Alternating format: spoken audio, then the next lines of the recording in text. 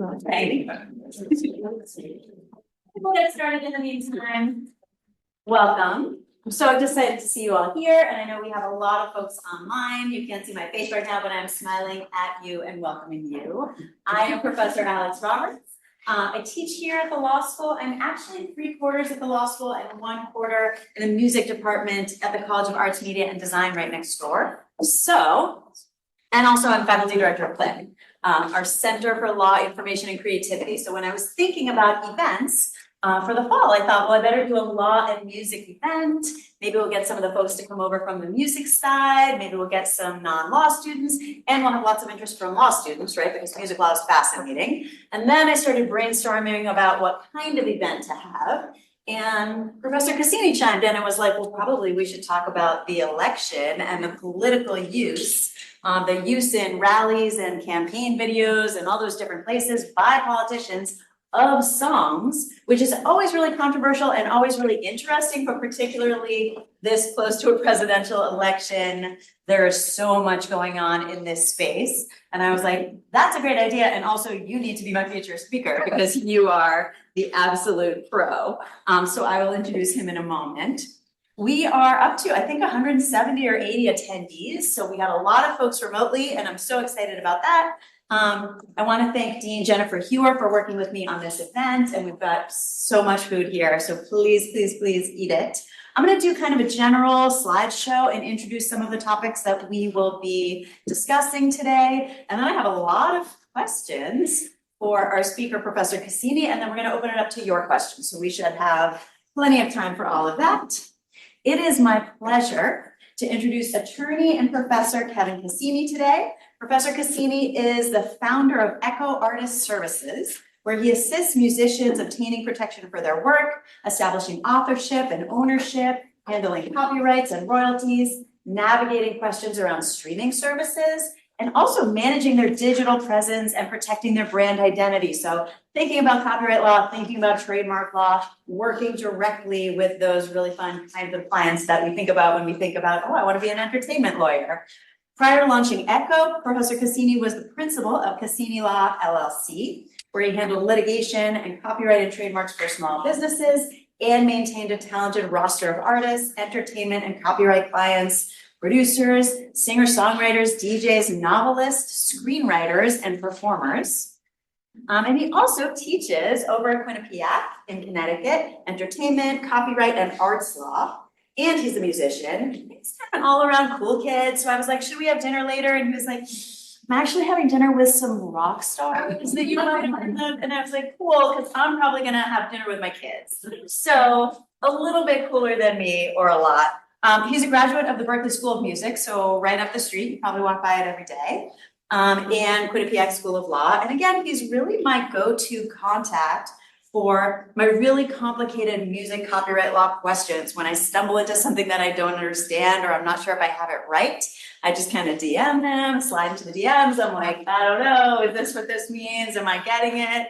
And he's like, no, don't worry, I'll explain it to you. And also my general music industry questions, right? Because it is so great to have a resource in the form of somebody who is actually both a musician and somebody who has worked with and continues to work with talent and really has insight into the whole business side of the music industry.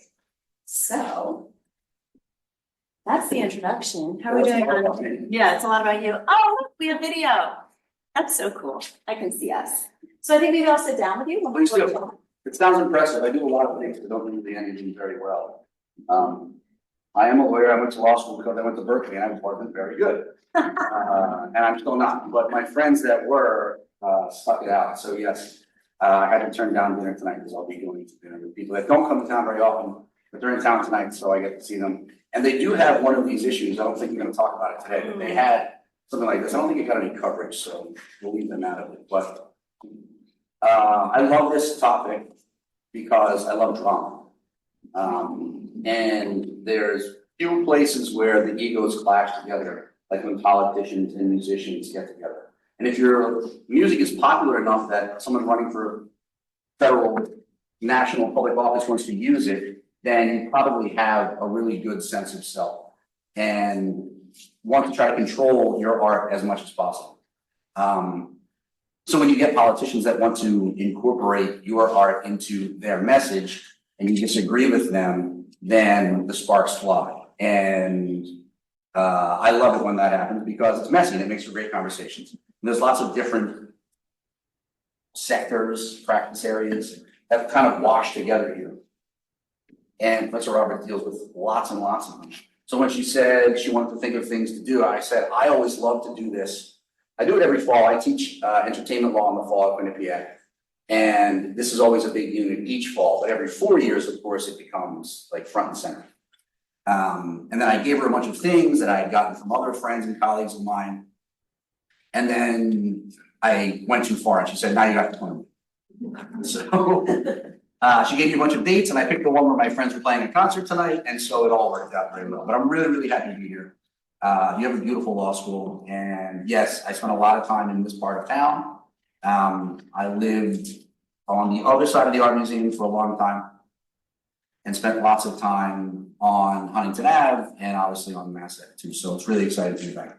Thanks for bringing me in. Okay, our pleasure. Okay, I forgot the part where I said I was gonna give you some general overview and I have some slides, right? So this is something, if you're paying attention or if this is the way that your Google alerts are set, or if you follow me on Twitter, this is something that has been in the news recently over and over and over, right? So first of all, Celine Dion made this public statement, kind of mocking the choice to use her song, but also just saying, you know, her management team became aware of the unauthorized use of this video, which is a recording and a musical performance and a use of her likeness, right? My heart will go on. She's like, why would you even choose this song? Okay.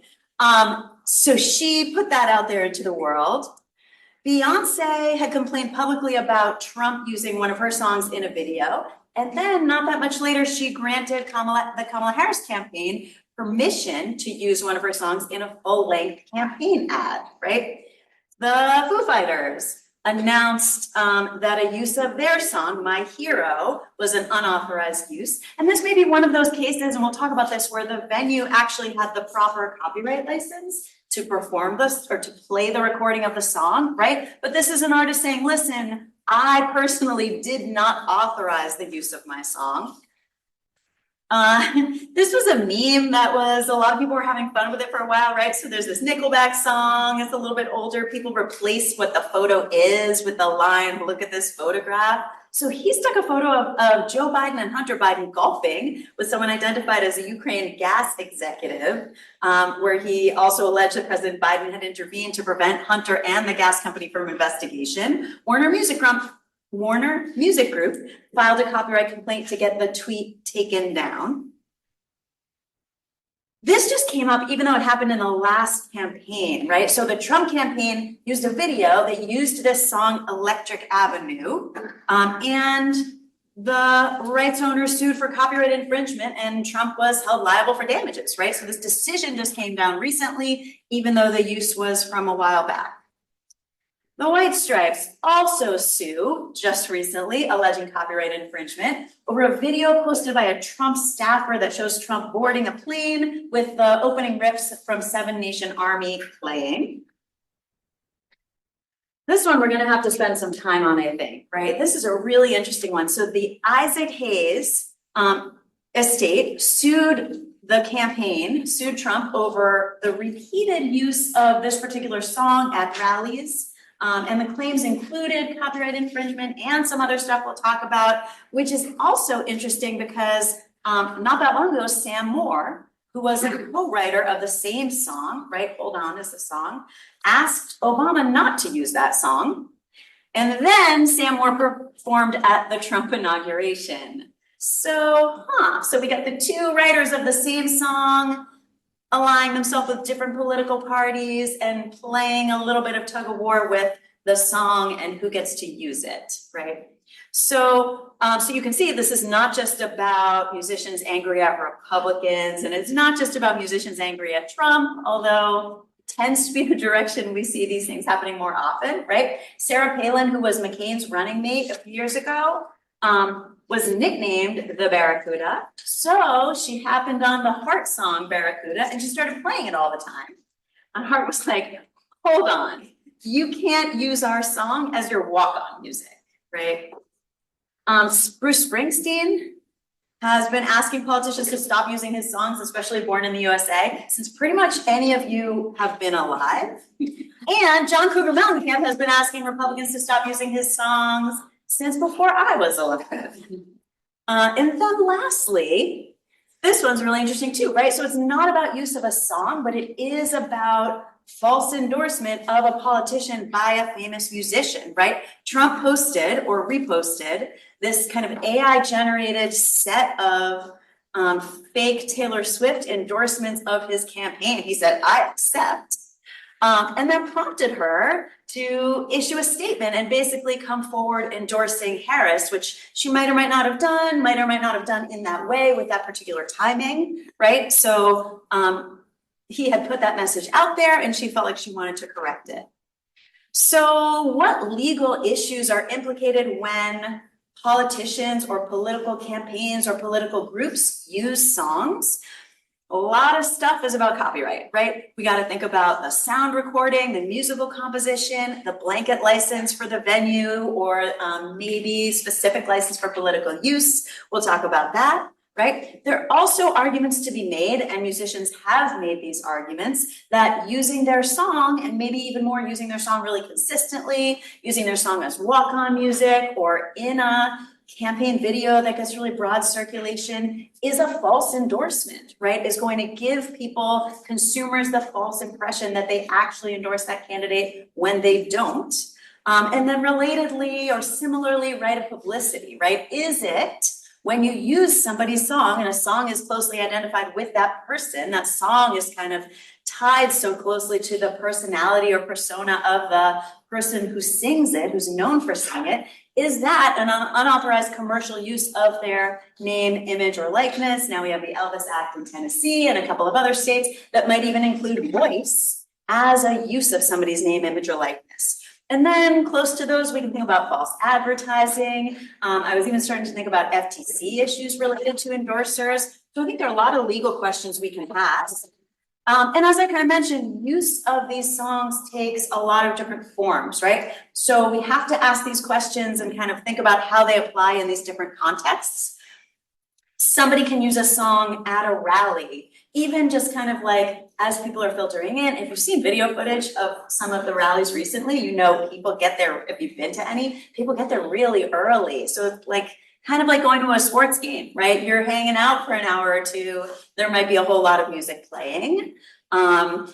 Is that music that's playing 2 hours before the action really gets going different from the music that plays right before the person steps up to the podium?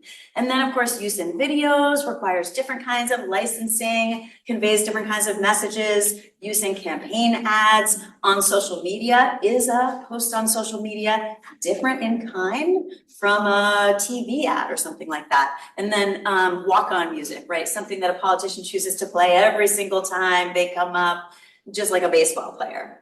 And there are different kinds of uses. So we might think about use of a sound recording, so playing the song the way we hear the song on the radio, a video of a performance, so actually putting that Celine Dion up on the big screen to play at the rally, a live performance. So a live performance of a song, what does that look like if it's unauthorized? It might be different members of the band. It might be somebody else. So it might be a cover band, which is actually what they did at the Republican National Convention this year, I am told. They had a band playing music rather than kind of like a DJ playing recorded songs, right? And then lastly, what if it's a recorded cover? So what if it's somebody else? Does that kind of eliminate those false endorsement, right of publicity kinds of arguments? So that's kind of some intro. I was going to hand you the clicker, but I don't have the clicker working, but we can jump up and down. I have elements of stuff. What I want to start with, Professor Cassini, is just ask you to explain, like, nice and slow for the people in the room who maybe don't understand this stuff, or maybe find it really complicated, what copyright law actually requires of a politician or a political group who wants to play a song recording at a rally. The best answer, it depends. Yeah. It depends where, and it depends what you're using. If you're having a national convention or a rally in a venue that typically plays music, then that venue will probably have license to play recorded music already. So you probably don't need to get any more permission than is already granted in whatever agreement you have with that arena. Except for the fact that now the organizations that grant those licenses have added another level and another ranking to it, right? That allows songwriters to take their music out of those agreements. So the first thing is, where are you playing? Or where are you looking to play the music? Where's your event happening? If it's in a cornfield, it's not going to be covered by any type of licensing structure, right? We have music licenses a lot of places. We don't have them for cornfields quite yet. And then the other thing is, what is it that you're trying to use? You bring up a good point, and you asked me this not, I don't know, a couple weeks or maybe a month ago. Why would there be a live band playing at the convention instead of just using the songs? And there's a tricky little wrinkle in music copyright. When you have a song, there are two portions of the song that have copyrights. Think of it as like a script to a movie and then the actual film itself. There's a composition, which is the written portion of the song. Then there's the recording of that song, which is the performance of that composition. Right? And so those two things at that point split in two different directions, and that's kind of the music industry. The composition side is publishing, and the recorded side is labels. So when you hear about artists trying to own their masters, they mean the master original recordings, and that's on the label side. Whoever wrote the song will own the original of the composition. To get permission to have a song played at your event in a venue, you need to get a venue license that comes from a performing rights organization, and those deal only with the composition, right, on this side. The reason that you don't have to get permission from the sound recording side is because there is no recognition for performance rights for a sound recording. So the labels and the artists don't have any say in whether or not their sound recording is used. If you were to use it to try to get a performance rights or license. But that also means that there's no blanket structure to be able to get those in mass. So you would have to, if you want to play one at a time, you have to make sure that you're not running afoul of all the other rights that are created by copyright. So if you just pay a band to play it live, you don't have to worry about it, right? And the same as if you get somebody else to record it, then you can own and control that sound recording. You don't have to worry about what rights won't or won't be required from the sound recording side. But you still have the problem of the composition side. And then the other question, so what do you have to do to be able to do it? Well, it depends on how you're using it. Many of the issues, the cases that you and I have been discussing, are people objecting to the fact that a politician is using their music in connection with a political ad or a video of some kind, or even a social media post.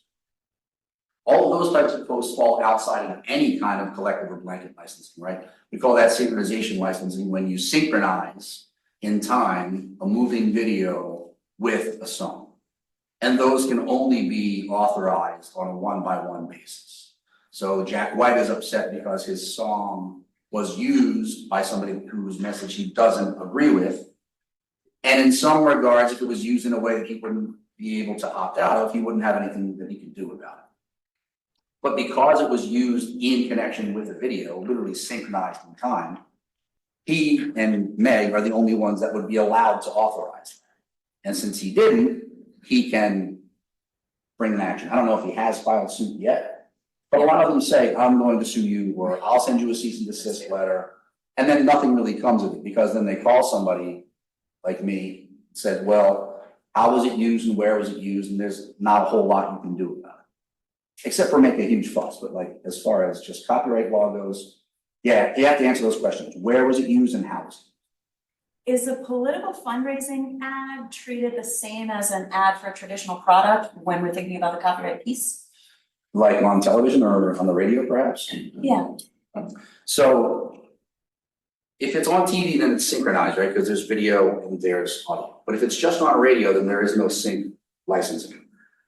Public performance covers every song that we use. Because there are only two places, well, there are more now, but there used to be only two ways that a songwriter could get public performance royalties. You have to register for one of these very few places. And they're called PROs, public performance rights organizations. And they're BMI or they're ASCAP. There are some smaller ones now that you can't just sign up for, you have to kind of be recruited for. But because there are only two of them, and they're making benefit from royalty standpoint of federal law, the Department of Justice says it could be anti-competitive unless you operate under certain guidelines, right? So those guidelines are called consent decrees. If you operate in these manners, under these regulations, then we won't pursue you for anti-competitive actions in the marketplace. And one of those is that if anyone ever comes asking for a performance right license, they have to be given it, right? We're trying to incentivize people to approach licensing before they need it and to pay for it appropriately. But we realize, when I say we, I mean the people who are making the problems, for people who use music without a license. We realize that if you have to individually license everything every time, it would grind to a halt. So if the Trump campaign says we are going to play TD Garden and not play, we're going to appear at TD Garden. Sorry, my brain always speaks. And here are the songs we're going to be using. Let's make sure that they're on the list, and they're on the list. Great, they should be covered, right? But then there's this thing that maybe 10 or 15 years ago, the PRO was introduced called the political entity license, which doesn't cover the space. It covers the group, and it allows their writers, if they're a member, to say, and I don't want my music used for political purposes. It's a little unclear to me. If you've seen it, you can look it up online, you can find it if you do a little digging.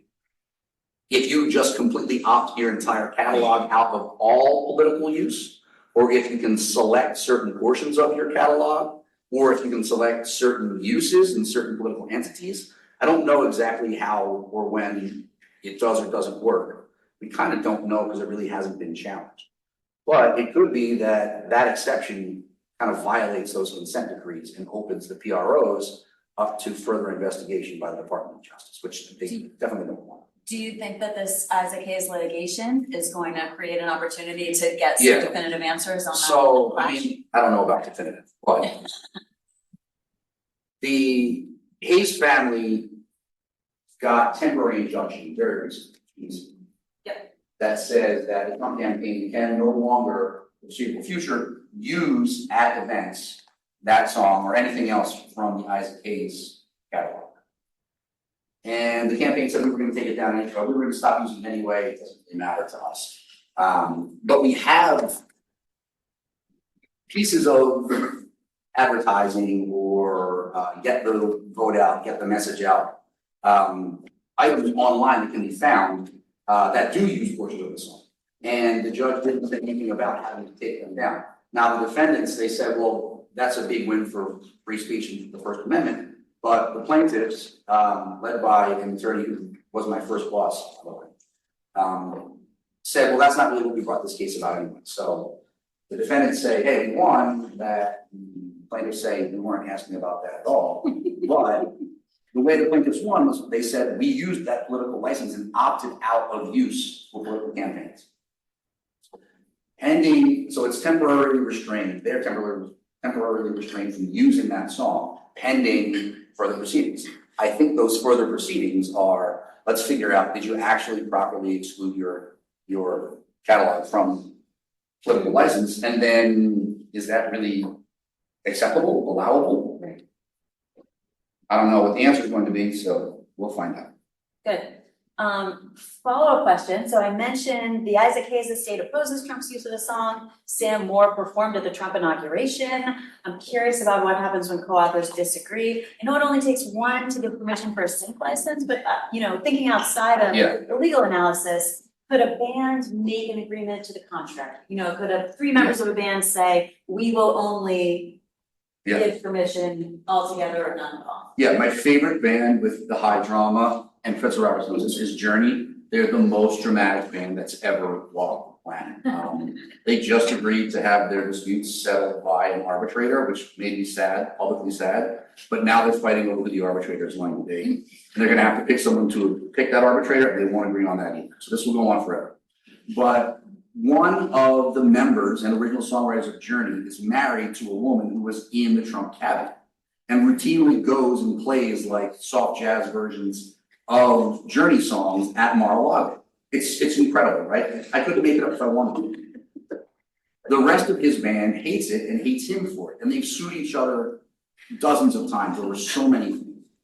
But one thing that they're suing one another over now is that, yes, it only takes one writer to agree to a sing.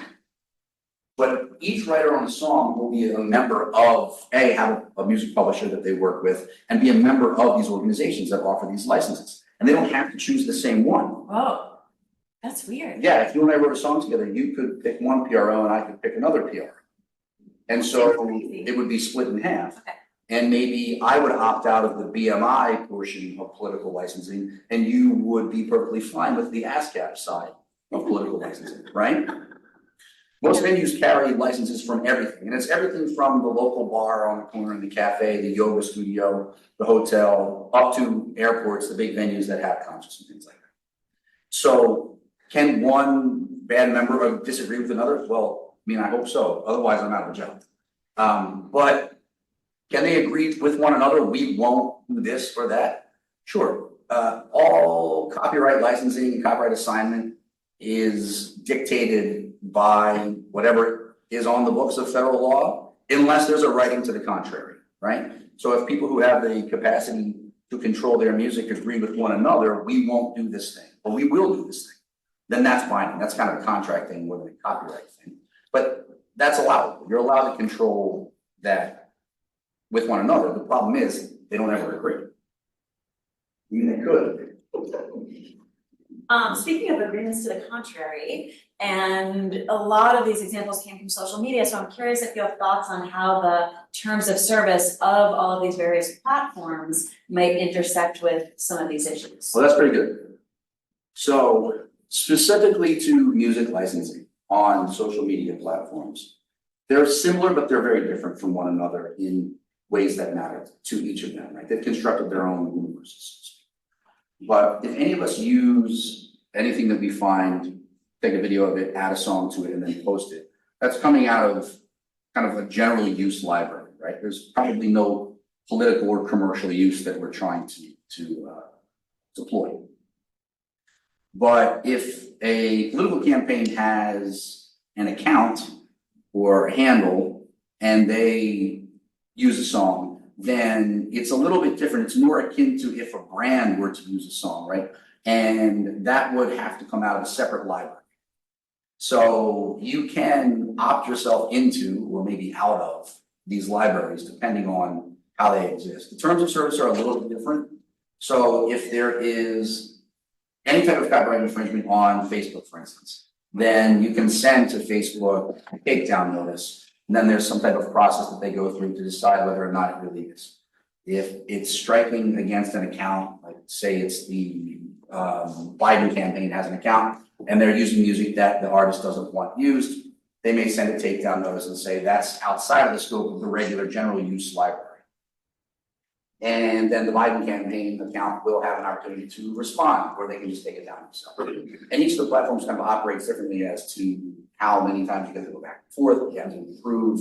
I think the one that's fully fleshed out, or at least closest to, is YouTube's Content ID. Kind of has a three-strike policy, but they have like an arbitration, mediation situation. They give you certain deadlines by which you have to respond, and if you don't, then you're deemed to have accepted the latest response or something like that. So again, it depends on where you're doing these things. It's not completely organized as I would like it to be. And almost all of it really is video attached and sync anyway. TikTok right now says that they don't make use of sync licenses, but I'm literally seeing people lip sync. I mean, it's right there in the thing. And if you look at their logo, it's just one music note inside of another. So I'm not really sure how they're saying they don't, but I digress often. Yeah, I don't know is the answer. We don't have an answer for that. Cool. Maybe. Love it. Okay, so we said a performing rights organization can grant a politician the right to use a song, or it can be part of a blanket license, right? And yet we have like all these angry, disgruntled musicians. We have over and over musicians who are like, this feels harmful to me. This upsets me greatly. And I might be the writer of the song, right? In addition to being the performer of the song, in addition to being the person most closely associated with the song, like this is my artistic creation and I am mad and sad and I feel bad. right? Does that suggest some flaw with copyright law? Is there something there that we should be asking Congress to fix? Like, I want to stop this from happening, but I can't. But I should be able to. So, I mean, we don't have moral rights in our country.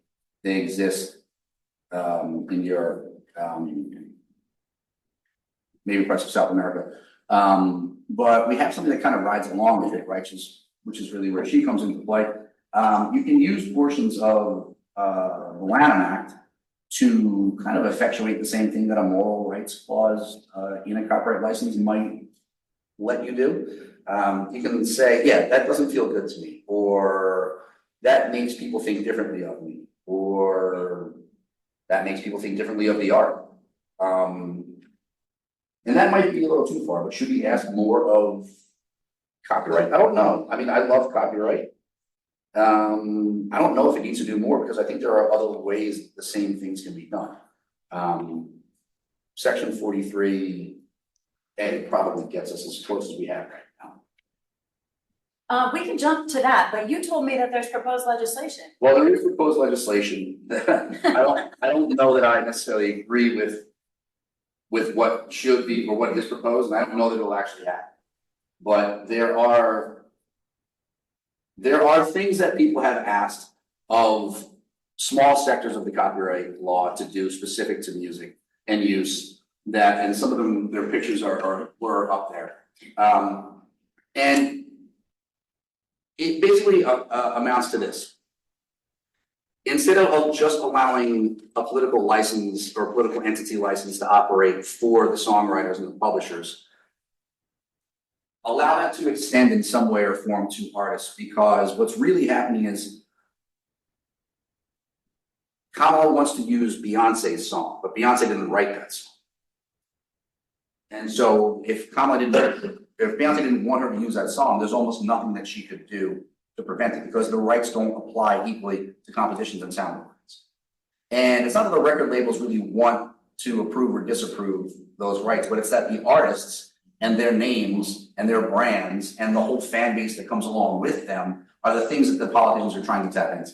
And the artists are really protective of how that gets utilized and how that gets deployed and how people can access their fan base. I mean, if you talk about somebody like Springsteen, who's been doing this for like 50 years and has like generations and generations and millions and millions and millions of fans, many of whom would kind of just do whatever he says, right? And Taylor's probably close to that. She hasn't been doing it quite as long, but she's got the same type of mobilization for her fan base. If they didn't write the song, then they really can't control it the same way we've been talking about the licensing. I just don't know if copyright is the way for that to get done, because it empowers record labels more, and I don't really love record labels either. So I think more expansion of recognizing what's really being utilized. It's not necessarily the song, it's that it's Beyonce, right? Or that it's Bruce, or that it's Taylor Swift. Right. I mean, I would argue that Taylor is in an even better position to mobilize her fans than Bruce. But yeah, I mean, many of them can get themselves to the polls, whereas many of Bruce fans need a Taylor Swift fan to get them to the polls. Right? But not even just getting them out to vote. I saw that like there's a 400,000% increase in voter registration. Yeah. So yeah, mobilization obviously, and she's at the top of anybody's game. Does Taylor owning her masters factor in anywhere useful? Yeah, that's a good question you had in our email. So if you own your sound recordings, there's only so much that you can do, because like I said, the same rights don't extend to sound recordings. But if the biggest impact for advertising or campaign marketing or even propaganda is visual, right? It's like handheld snippets of media that we consume now, right? Then you have to get a synchronization license for those. And so that's one place where the sound recording does have equal footing as the composition. And if you can own and control that, then you don't have to worry about your record label approving it. And there won't be two people that control the sound recording, like there might be two people that control a composition or can give approval for use of the composition. So in that case, yes, if you own your sound recording, you're probably in a better space to deny synchronization. And copyright is really just the ability to deny one thing or one person versus another, right? Just property ownership in general is my ability to say you can't come on my lawn, pretty much, right? And I know Fry class is watching, so they're listening to me talk about being a landlord. I don't have any problem with being a landlord for copyrights. Long answer, yes. Short answer, yes. Cool, so we can jump over to these other kinds of claims, right, that we mentioned. Those slides should have been next to each other, right? So false endorsement, this is one I talk about a lot and cover in a couple of my classes, right? The Lanham Act, which is the federal trademark statute, also has a cause of action for false advertising and one for false endorsement, right? So when someone's identity is connected with a product or service in such a way that consumers are going to be misled about that person sponsoring or approving or endorsing the product or service, there's a federal cause of action tied to that. So that's one approach that musicians have taken, one kind of argument that they have made. And then relatedly, you can make a straight up false advertising claim, right? Which is, I mean, can you? I don't want to say affirmatively that you can, right? But when there's a claim made in connection with a sale of goods or services, we can ask if that's what we're doing here.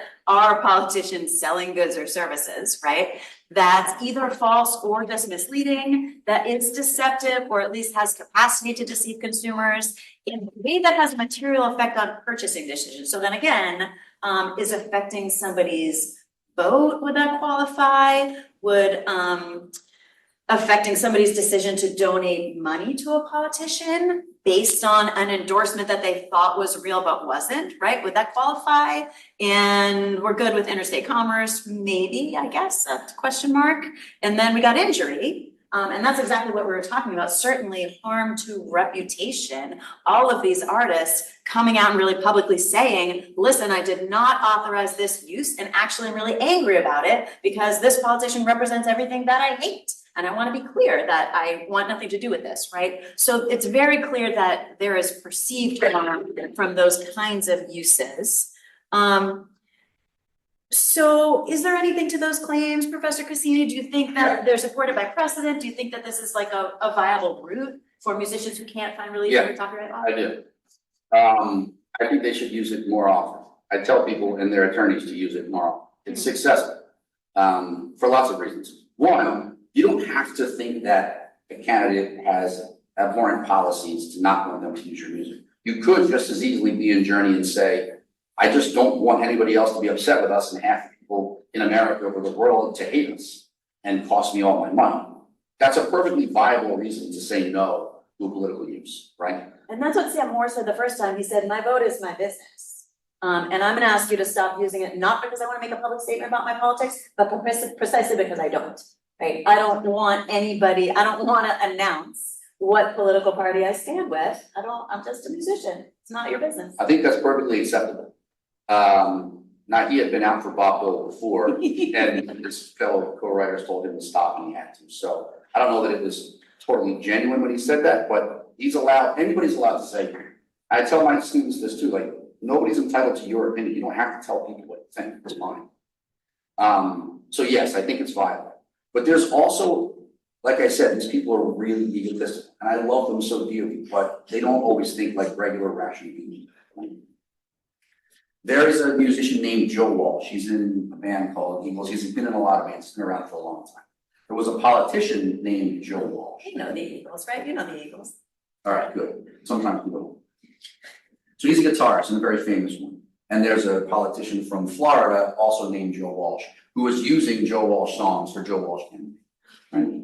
And so Peter Paterno is an attorney who does a lot of this, and he wrote an incredible letter that I hope Professor Roberts will share with you, where he said, look, I know that understanding the nuances of federal law is not really your thing, you're just a congressperson, but you should understand that not only is copyright implicated here, but there are trademark implications here because your name is Joe Walsh and his name is Joe Walsh. And maybe your voters aren't so smart and they might start thinking that you're related or maybe even the same person. And so it's not just a false endorsement, but if you're creating a false association, yes, you have the same name. There's not much we can do about that. But what we can do is say, forget about copyright law, whether or not you have a proper license to use your stuff, to use our stuff. You can't create this connection in the marketplace with your campaign and my client because reasons, right? Damages, injurious to reputation. Or maybe it's just as simple as plenty of people don't like that candidate and now they're gonna stay away from the music, right? That's an economic harm that I think can be pointed to. So that's why I say more people should use it because it's easier to demonstrate. And if you have a really, really hot button issue or a very contentious campaign or a candidate that a lot of people don't like, even though a lot of people might also like on the other side, you can point to an economic harm that you're facing just from that use. You don't have to worry about the massive copyright. Do you think there's anything going on with the way that campaigns are waged and the way that kind of campaign advertising and fundraising has evolved in recent years that brings us into the territory of false advertising, false endorsement, right publicity in a way that wouldn't have been the case a few decades ago? You know, it's become more commercial, right? Yeah, and it's also become a 12-month political campaign cycle. Yeah. Right, fundraising is happening at all times, so it's almost always about money. So I don't really know when politicians are doing their jobs and not campaigning for the next election, except for when they can't be reelected. But I think that the way that the campaigns are presented now, and the way that the parties are presented now, is almost like they've created brands, and those brands have like their own narratives and values, and the people that play roles are kind of like, you can interchange them, right? As long as they hit certain markers and fit certain demographics, you can kind of switch them in and out. And it's the brands that are the parties, or the parties that are the brands. They're kind of operating like with taglines, and every couple of years they do a brand refresh. But that's very much it, right? And yes, most musicians seem to object to Republican or conservative candidates using their music. Could be because most musicians are not conservative. Could be that most musicians want to sell music to everybody and they fear the backlash from the other side. It could be that many artists and musicians just don't want to be involved in any case or in any way with anything, right? Everybody's allowed to make their own choice there. But I think the idea that it's definitely become more commercialized and maybe even more theatrical than it used to be. I mean, at the Republican National Convention, they had Hulk Hogan, right? Not a real, I mean, Terry Bollea is a real human being, but it's a character. Yes. And so they weren't even pretending that, they weren't playing part of J.D. Vance, not his name, by the way. But like, he's just being Hulk Hogan, like ripping off his shirt and everything. So at what point does it cross the paragon into like full of commercials? I'm not sure. Maybe we're getting closer. That's a senior. Yeah, great. Okay, so do you think false endorsement maybe has legs? Let's talk about right publicity. So we said right publicity is a creature of state law, right? Yeah. Almost every state has either a statute or common law or both. And it prohibits the unauthorized commercial use of somebody's name, image, or likeness. So do you think those kinds of claims are supportable? Do you think some states' laws are more hospitable than those claims than others? So we talked about Tennessee's Elvis Act that expands the right of publicity to include voice. And then also are some types of uses more vulnerable to those claims? Yeah, like Palin's Barracuda, like Celine Dion showing up on a video, not just. Yeah, you asked a great question. We know more about athletes than we've ever known before, and sometimes it's not great, right? So what if an athlete that just got caught doing something not great uses that whatever song as his or her song whenever they're doing a sports thing? Can the people associated with that song say, we don't want that to happen because now we're indelibly linked to athlete A? I mean, I don't know the answer, but I don't think it's attacked. But every time a politician does it, it happens. Someone will say something. How come? I don't know. But association is one thing and endorsement is quite another, right? Because there's literal value in endorsements. That's why politicians go looking for endorsements. from large groups, from individual people, certainly from celebrities, because they think that they can pull with them their constituents, right? There are more people that vote for American Idol than vote for president. So, I mean, what's more popular, music or politics? Music. If you can get all of the Springsteen's people or all of Taylor Swift's people to vote for you, then right? So the endorsement is really valuable. Can you enforce that at the state level for a right of publicity? Some states only have rights of privacy, not rights of publicity. And they don't recognize that you have the same right if, say, you don't. I'm not famous like Professor Roberts is, right? So she has been in the newspaper and she's always on TV and in magazines. And so her name carries weight and literally has commercial value, right? There's another guy in the state that has my same name, right? So it doesn't, mine is already diluted as it is. But some states only recognize your right of privacy, and she and I would have the same right to prevent anybody from using our name, image, likeness, however the state defines likeness. But other states only recognize it as a right of publicity, meaning if your name or your likeness has economic value, has commercial liability, then you can protect other people from using it without your consent, right? And it becomes kind of like, it's like a property ownership thing instead of a privacy. So depending on what state you're in, maybe yes, maybe no. Tennessee just kind of updated their Elvis, their right of publicity to be the Elvis Act, purposely to like make sure that they cover artificial intelligence. But it was already pretty robust anyway. And other states have it on the books and it extends past the life into postmortem existence for your state. New York just did that. California has it pretty famously in a bunch of appellate court cases that you'll probably get if you take any of these courses. But that's really just about actually preventing confusion and like deceptive trade in advertising, right? So it looks like anybody can do it anywhere, but when you get down to it, with middling success in some states. Good, so we talked about that kind of emphasis on commercial use in advertising, and conversely, we get a pretty robust First Amendment defense with these doctrines, right? And in fact, some of them have explicit carve-outs for use in news reporting, use in expressive works. We just talked about how the RNC was kind of like theater. Yeah. So do you think that the politicians using these songs can make a solid First Amendment argument and be protected that way? So your political speech is highly protectable, right? Public school, private school, public square, private space, you're going to get a lot of protection in your political speech. But if it's commercial speech, then that protection kind of gets eroded around the sides, from the corners, right? Like we were saying, they're kind of engaging in like political speech designed for commercial purposes. So it's like a little bit of both, right? And I don't know what the answer is going to be. But the first free speech defense that is raised is just a fair use defense, right? Fair use is supposed to be like the valve of free speech that exists in copyright or in trademark law. So we've kind of struck this bound. I don't know if it's legal realism or if it's a legal fallacy, but like free speech and copyright can exist, sure.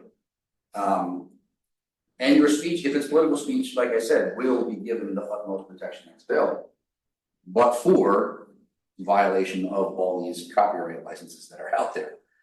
But if it's proven or if it's shown that your use is political, but commercial, politically charged, but commercial in nature or designed for commercial purposes, I think you may be on shakier ground than you think with that political speech defense. I think the best defense is probably that specific to use on in venues, for instance, that the little carve out that they've created is really not viable with its consent decrees. And that's a hypo-esoteric argument, but like free speech versus you can't use my stuff is almost too blunt for the courts to really take on, right? Every judge is going to try to narrowly decide each case based on the facts.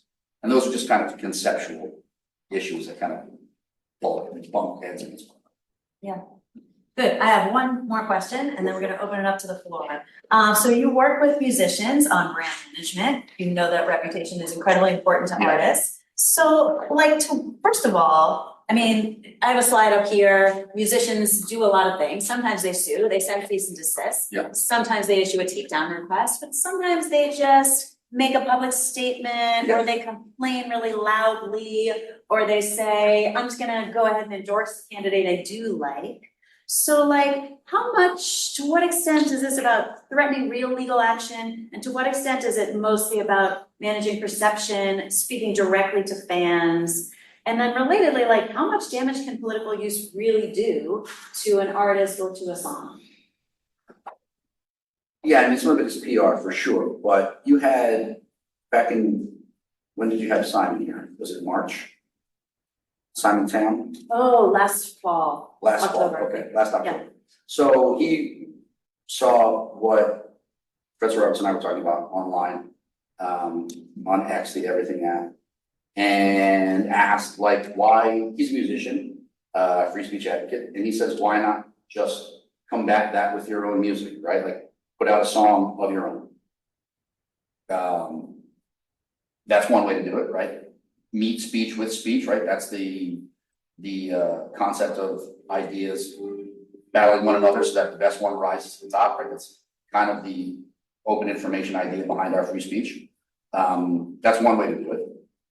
Sometimes you don't really care, but you feel like you have to. I'll put myself in the mind of my clients. You feel like you have to say or do something because the fans are expecting you to.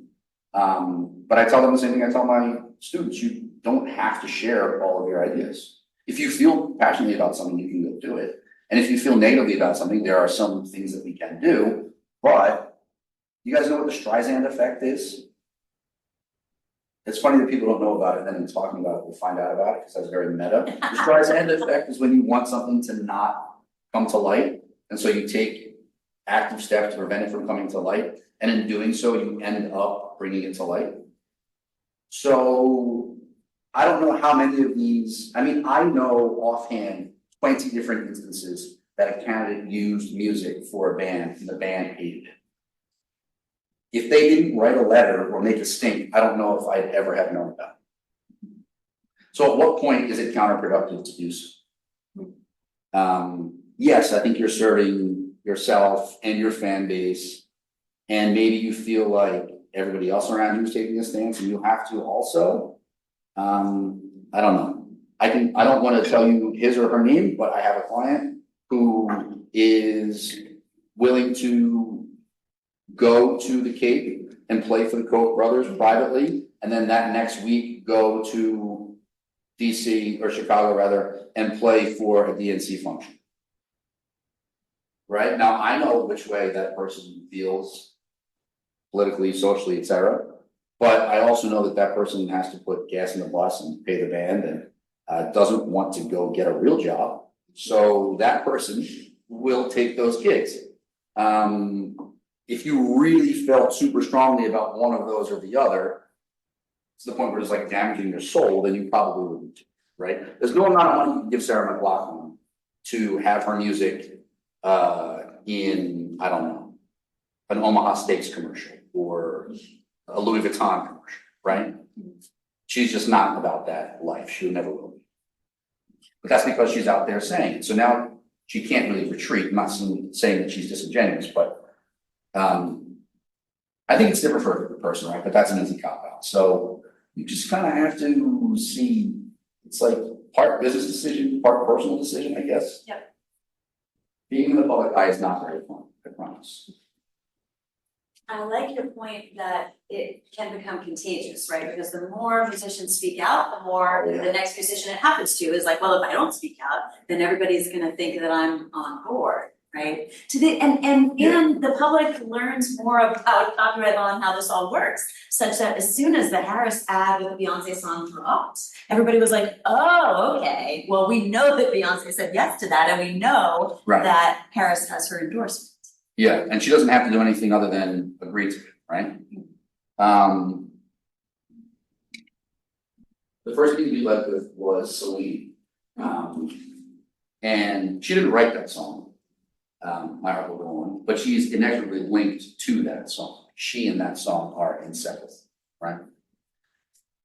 Such that it stands for her in the marketplace. You're listening to her in your head right now, singing. That's how strong that connection is, right? And that's kind of like a brand thing. But she doesn't control the composition of the song. So if the songwriter, the publisher said, no, we did this on purpose because we support the message, we thought it was funny, we got tons of money, all the above, then there's not much she can do about it under copyright law. So I think you saw a little glibness in your tweet, which is kind of like, that's maybe the best way to go about it. But if there's like a wave all going in one direction and you just don't ride along with the wave, then you're stuck standing there. And it looks as if you're purposely avoiding it. And maybe you are purposely avoiding it, but not because you're for the other side, maybe just because you're not for any side. It can get tricky.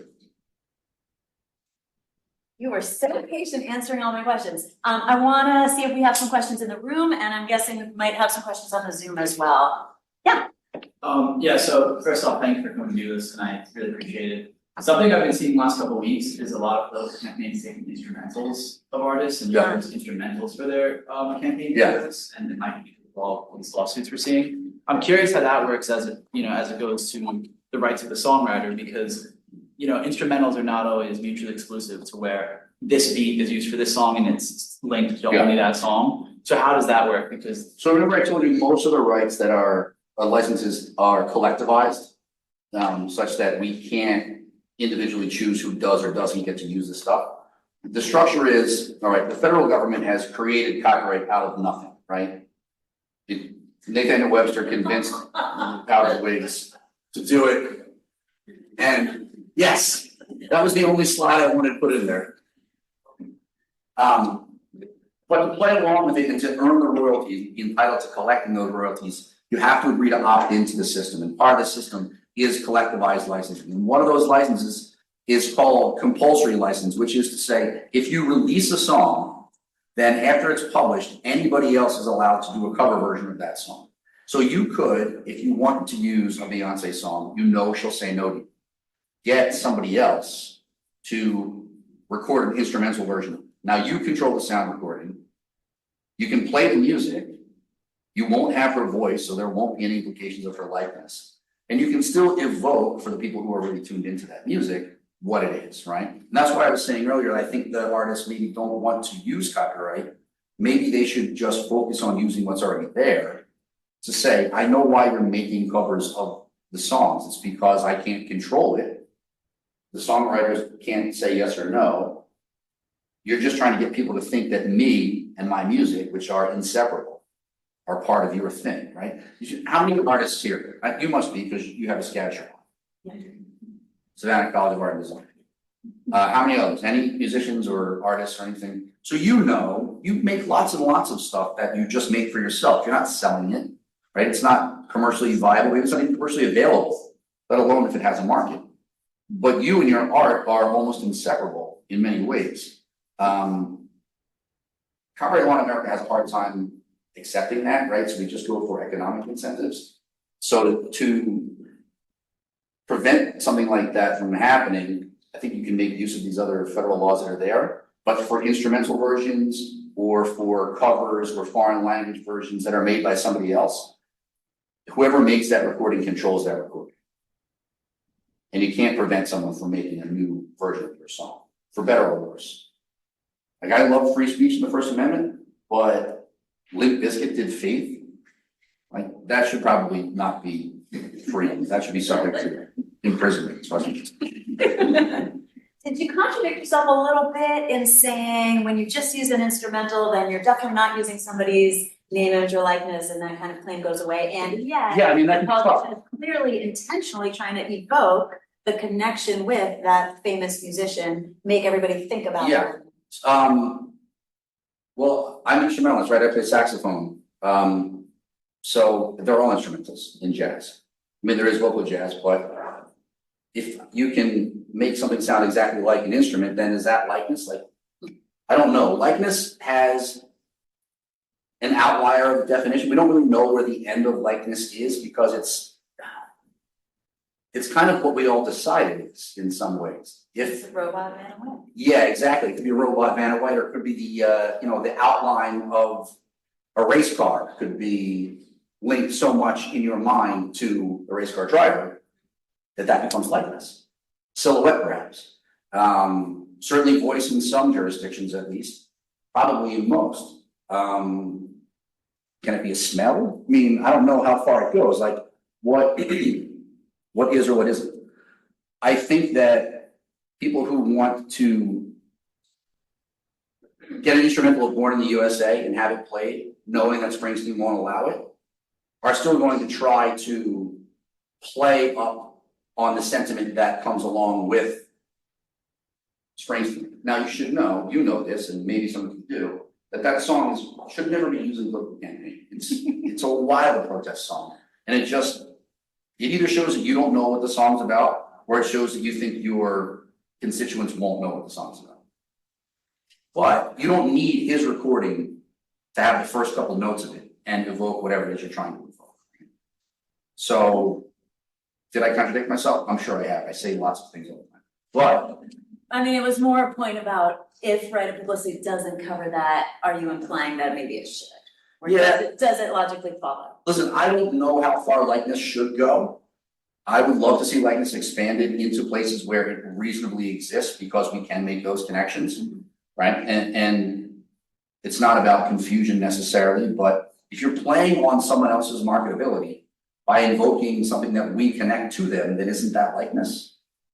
And I was kind of joking when I said smell, but I don't know, maybe not. At some point it gets to be that. Like, could someone's shadow be a likeness?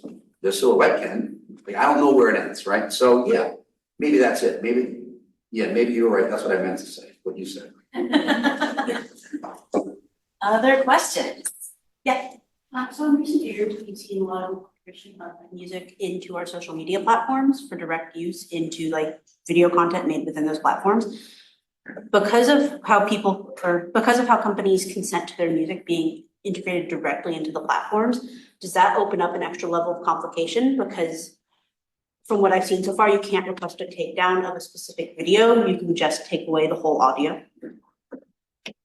Yeah, so I mean, there are completely separate copyrights that go along with the video. So if you made an animated short and it was used without your permission, then you certainly could have a takedown that goes to that video, the entire video, right? I know less about video than I do about music, but using music as an embed in another video, it gets difficult. You've seen some of these YouTube videos show up, the video's still there, there's just no sound. And when TikTok had their latest dispute, they had not taken the posts down because the users had uploaded the posts, but they had stripped out the audio from those posts. Should they be able to separate the music from the audio once it's there? They say that they can't. I know that they tell me that they can't because I argue with them about it. Because you have, let's say you have a TikTok account, you're completely compliant with your end user licensing agreement. And you've chosen from the library a song, so you've done everything you're supposed to do. But TikTok forgot to take my client's song out of their library. Well, I don't want you to have to lose any of your posts. I don't care. You should monetize whatever you can. If you're monetizing and you're using my client stuff in connection with it, then we share things. And on YouTube, like I said, it's more robust, it's kind of set up for that. But instead, what they would do is they'll just strip all of the audio out. So all of your talking comes out of it as well, right? If you're singing the song, let's say you have a karaoke version on YouTube up and you're singing the song. They're going to take your voice out of it and they're going to take the audio track out of it. But what if it's an instrumental song that I control, but you're singing new parts over it that you control? Should they be able to leave half of it up and take half of it down? They say that they can't. I know that that's ridiculous. Of course they can. They put them together, they can take them apart if they wanted to. They just don't want to because it's complicated. Like let's say the Trump campaign uses a viral audio that has been trending for like the past few weeks. Do they have the ability to take down a specific video and have a claim of that specific video? Will have the entire audio have to come down if it came from that library? So any DMCA takedown would go to the content. If TikTok could separate the two, they could saying we've taken down the part that violates the terms of service and violates copyright. But since they tell me they can't, they have to follow through and take the whole thing down. Now, in the Trump and Eddie Grant case that just got decided, it was an animation, it was his song synced to video. There's no way around it. The takedown goes to the platform, right? And if the platform's not compliant with it, then the platform ends up holding the liability. That's not what Eddie Grant wanted. Eddie Grant wanted the Trump campaign to hold. So instead of attacking the takedown provisions, they went directly to the campaign. Thank you. In 2017, my question is about international remedies. In 2017, I hope I'm saying his name right, Francois Fillon, it's spelled Fillon. He was the Prime Minister of France at some point, and he was running for the French presidency. And he and his campaign team in a rally played the Kanye West Jay-Z song, I'll censor the first word, in Paris. Yeah. And it sparked a lot of controversy because of the whole racial appropriation and all of that and whatnot. I'm assuming the controversy is what they intended. He got a lot of criticism for it, and at the same time, there was a lot of people aligned with it, the black voters in France, because they considered it brave. At the end of the day, there was a media circus, and my question is there any international remedy? That happened in France. These guys are American. So Yeah, what happened with such situations? So as far as copyright goes, there's a thing called the Berne Convention, right? BERNE, which says that if in your native territory you've complied with everything necessary to enjoy copyright, then it will be respected that you don't have to also go through whatever process there is in other territories, right? So presuming that that song had copyright protection, which I'm pretty sure it does, then the Berne Convention would say you can enforce it under our regulations here as well. Now you're subject to foreign remedies, right, in the foreign process, but we won't say, well, you don't have copyright protection in France because here you have to put the stamp on the back of the envelope, and you didn't do that, so you don't have protections. As long as you qualify with whatever requirements there are in your home territory, then you can get that, right? But there's another case in France that I thought you were going to bring up. Nicolas Sarkozy did something similar with a band from the States called MGMT, and he used a song in his campaign, and their management team said, you don't have permission to do this. Now, they didn't say anything about the political stance that anybody was taking, and they didn't suggest that the message was somehow distorted in the song by the campaign. All they said was, you don't have permission to do this, and you did this, you have to stop. And Sarkozy first said, oh, sorry, I didn't realize we had used it. And then, oh, sorry, I didn't realize it was protected by copyright. And then they offered €1 as a settlement, right? Very publicly. So again, controversial, yes, probably by design, or at least the response was maybe by design. And they ended up paying like somewhere around $40,000 US for their transgressions, so to speak, right? So international remedies, I don't know exactly what the remedies would have been available over there. Like here, copyright typically is first about injunction, and then second about liability, and then third about calculation of damages. I'm not sure about French copyright law, but I know that most of the countries that have robust copyright law have agreed to the Berne Convention, so they recognize everyone's rights globally, except in the States. We expect our copyrights respected everywhere else, but we don't do it very well here in the States. But that's not limited to copyright, is it? Yeah. Thank you. Sorry, I'm back.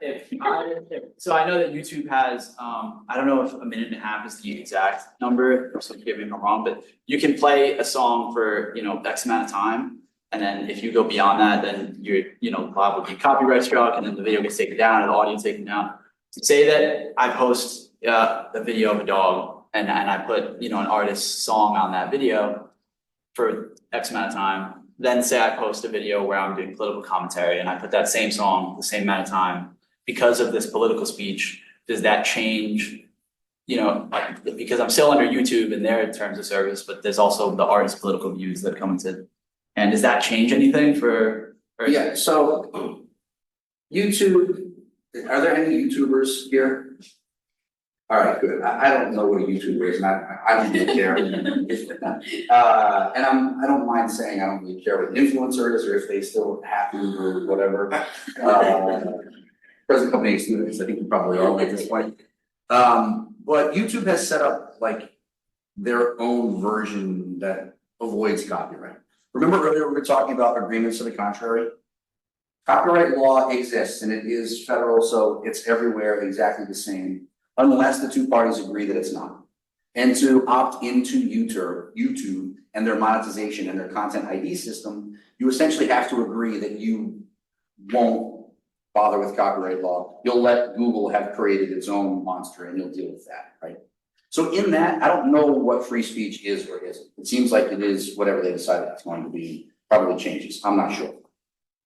But even in content ID, there is no number of seconds you're allowed to use a song without permission necessarily, right? Like, so you can pull it out of the library, or maybe I just have native MP3 on my computer and I embed it. It's not out of the library. It says original sound, or I retitle it. It's not at 80 seconds, it's okay, and at 89 seconds, it's not, right? There's no number that's been decided. There is a concept in copyright that, called de minimis use, which means like it's such a small portion of what you're doing that any other thing that is it could have been swapped out. Like for instance, let's say this was a TV show and there's that bag of Jelly Belly right there, and Jelly Belly said, well, you used our Jelly Belly bag, right? And the art there is subject to copyright. Well, it could have easily been a Twizzlers bag. It doesn't matter, right? So it probably wouldn't come into play. But YouTube is its own separate, has its own separate machinery that deals with all this stuff. So I don't know if it matters if there's political speech, but a bigger question in that is your music is art and it is your expression. So it is also your speech. So at what point can someone else co-opt your expression for their expression? And does political speech get more protection than artistic expression? If so, like why? And then you get artistic and political expression at the same time, right? So how do you separate one from the other? You probably can't. So that's why I think copyright just sticks to the economic incentives. You can't really untangle some of these things. I'm not seeing questions on the Zoom, are you? There's one hand that's raised. Oh, cool. Great. Oh, it's early. Hi, David. That's David, are you asking to take me out for beer? I'd like that, a virtual beer, maybe. I'm really enjoying this. And I actually have a question, sort of maybe more of an observation. But given our tradition of free speech, including the idea of fair use, and the fact that PROs provide this context for collective public licensing, and that you actually have to have an enforceable interest to go to court, whether that's copyright or trademark or something like right of publicity, and the difficulty of assessing damages, maybe the court of public opinion is the best venue for addressing this issue, and that the legal system just might not be equipped for a quick resolution of this, given how fast these things occur. And but I acknowledge that artists really feel wronged by this, but that just may be the consequence of living in a free, messy society, or at least a society that values free speech. Yeah, actually there are considerations that go beyond copyright, and maybe your best battle against misuse of your work is in that arena. The Eddie Grant case has outlasted presidential terms and is now into its third election cycle, right? Having been just decided. So no, fast resolution, no, probably not. And maybe if you're using someone else's expressive work for your own message in the public sphere to curry favor or sway minds or even get out the vote, maybe that's the arena that it should be met at. I just don't know that people have to choose. You can do all those things, I think. But ultimately, if you're using someone's music without license, the least we can do is make you pay for it. I also think, you know, with so much of campaign action taking place on social media and on these platforms, right? We get access to DMCA, which can move faster. And I talked about the kind of like public disclaimer disavowal as being effective in that it communicates to the fans and to the general public, I don't want anything to do with this person or this party, or I don't endorse this message. There's also, I think, a component of shame that will only apply to some speakers, right? But many speakers can be shamed. So if a more traditional politician, right, uses a song and the musician comes out and says very publicly, I don't want you using that song, many politicians will say, oh my gosh, then I won't, right? So we're in a little bit of a unique position with one particular politician who kind of can't be shamed. But there may be other opportunities in a broader political landscape to use that kind of tool. And that might be a calculus that gets done Right. in having some artists to tell a politician that we hate you, we don't want you to use our stuff. Maybe that gets more donations. Local Boys Done Good, Dropkick Murphys told Scott Walker when he was running for governor of Wisconsin, we literally hate you. It's not very nuanced, but then again, Dropkick Murphys. And they said, we feel like we should be able to not be associated with people that we don't want to be associated with. And we're not really sure what we can do about it, but we can say this, we effing hate you. Right. Well, I mean, think about Taylor Swift too, and Donald Trump. I guess I didn't really see it, but I guess he used a deep fake of Taylor Swift seeming to endorse him when that was exactly the opposite of. So it went beyond mere use of her music, but actually went to a situation where she was reportedly endorsing him, and it wasn't even. It was a deep fake. So that kind of even goes more extreme down this path. Yeah, and that maybe that's demonstrating the limits of copyright law right now. That goes beyond copyright. I mean, that's a likeness issue. Certainly, that's not necessarily a copyright issue, but the idea that you can manipulate and fake something like that is probably larger than just copyright or just use of music in campaigns. It would have been a lot of fun to see that get litigated. Yeah. I mean, sometimes I want things to start litigation, but not to reach resolution, because once you get a judgment, then you've got like a court that decided, and it can be tough for me to convince my students that it's okay to disagree with the judge, but you can do that. Then if it's appealed and there's an appellate decision, then it's kind of like you're stuck with the law. Whereas a lot of this stuff doesn't have answers, which makes for great conversation. Maybe not a lot of great guidance, because you kind of have to see where it goes, but yeah. I like the talks at least. Great, I think that's everything from everyone, am I right? And we're just about at 6 o'clock, so I just want to thank you so much, Professor Cassini. That was fascinating and enlightening.